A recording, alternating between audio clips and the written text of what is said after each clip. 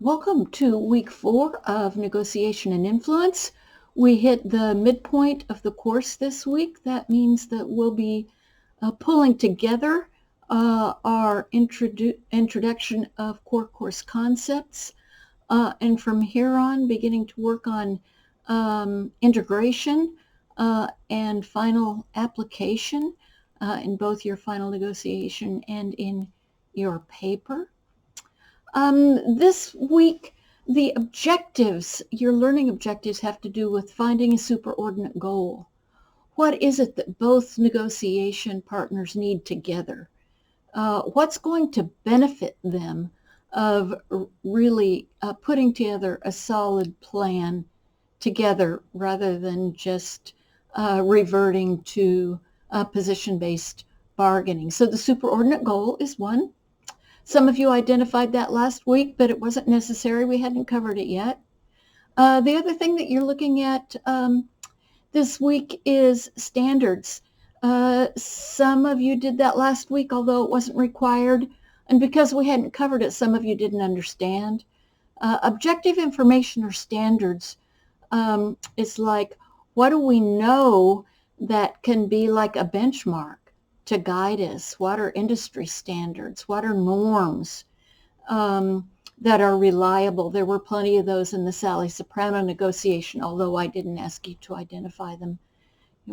Salaries that the role had paid out for leading sopranos over the past 5 years, what Sally had been paid when she did the role, what rising star had been offered, what the second soprano, backup soprano, or secondary role was paid. Those are all standards, objective information. So that's a part of this week.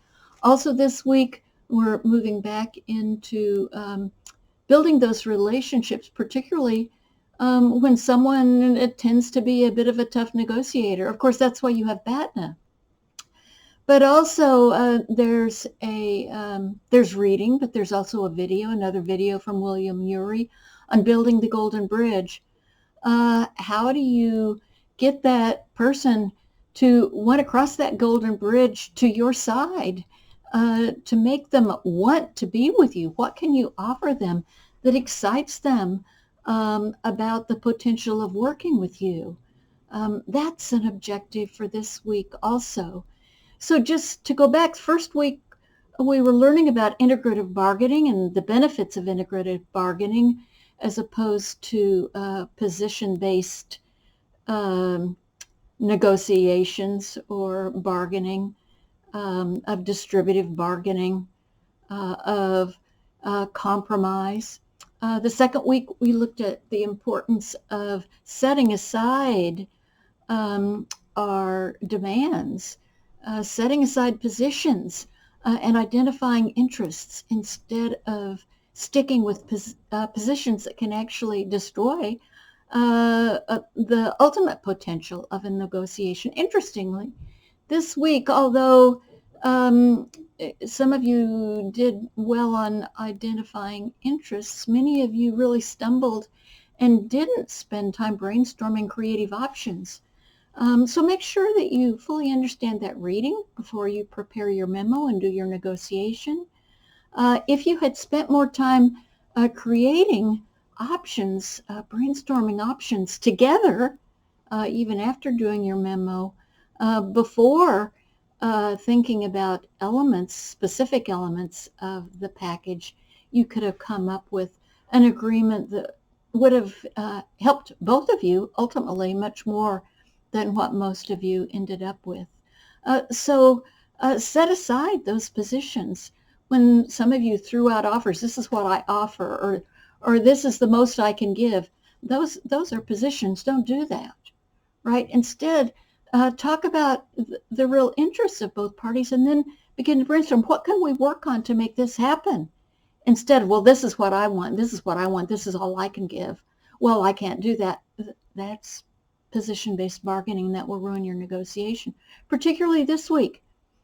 So identify the interests again, brainstorm the options, but before you do any of that, make sure you understand your superordinate goal.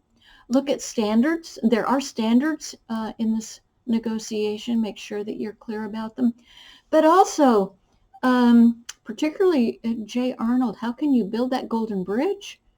What can you do to really entice T. Boyd to come your way? You can. I mean, it's all there. But you have to work on it in terms of exploring mutually beneficial options together. What are you going to be able to make happen together? So that's this week. I hope you have a good week. Pay attention to the Uri video about building the Golden Bridge. Pay attention to the readings, the workbook pages. Last week, for most of you, I did give you feedback on your prep memo before you did your negotiation, but it didn't seem as though you had read my feedback on the preparation memo. This week, try to wait until I've given you feedback on the preparation memo. I'll try to do that on Friday morning. The preparation memo is due Thursday night. And still give you time to think about the feedback I've given you before you enter into your negotiations. I think you'll have fun this week. I think hopefully you won't be too offended as you read my feedback on Sally Soprano, look at the confidential roll sheet that your partner had, as well as that sample preparation memo done by the project on negotiation at Harvard that shows you how the experts would have prepared for that negotiation. Look at the appendices that look at some of the creative options you could have thought of. Of course, you're not experts at this, but I do think that you could have come up with some of those options more than you did, many of you. That's about it for my introduction to week 4. Please do not hesitate to contact me if you have questions as you move through the week. And I hope you have a good week. I hope you have fun. Take care. Stay safe. Bye-bye.